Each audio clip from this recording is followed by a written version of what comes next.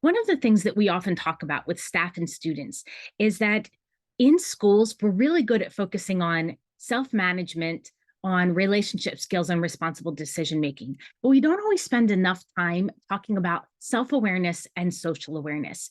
And in particular, a really important piece of social awareness is developing empathy.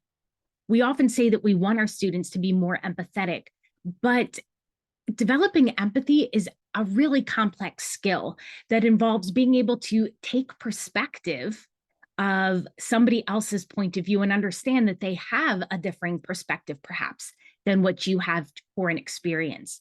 And then it's listening and trying to understand. And here's the interesting thing is that we can't always understand. We can't always put ourselves in somebody else's shoe.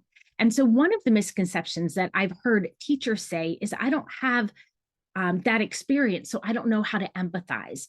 And empathy is not having to have that particular experience, but to connecting to that person's feelings and emotions. And it reminds me of a story that when my older son was in high school, he was a camp counselor at an area camp. And at this camp, one of the students had found out that his father was going to jail while he was at the camp. And my son said, I didn't know what to say to him.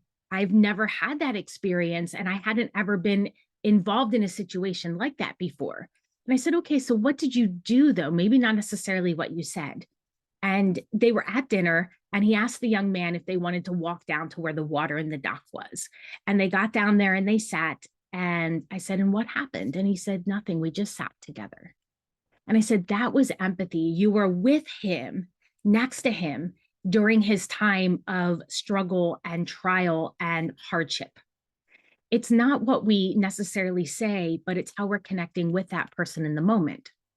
And the other piece of that, then, the next step of empathy is compassion, which is kindness with action.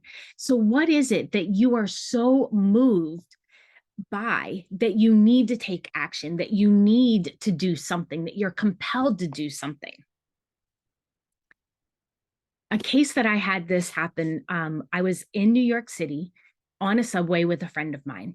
And we looked across the way, and there was a gentleman who was on the subway, and he was lightly like leaning down and picking up Oreo cookies off of the floor and slowly bringing them up into his mouth. And all I kept thinking as I was sitting across from him is, what do I have in my bag? I usually carry protein bars with me and a bottle of water. And I'm like, what do I have that I can give to him? And my friend is talking to me and I'm hearing her. But the whole time my mind is thinking, what can I do? What can I do? What can I do? We're getting off at this next stop. And I found two protein bars. I found a bottle of water in the big bag that I had. And as we were getting off, I looked at the gentleman and I said, sir, would you like protein bars on a bottle of water? And he said, yes, please.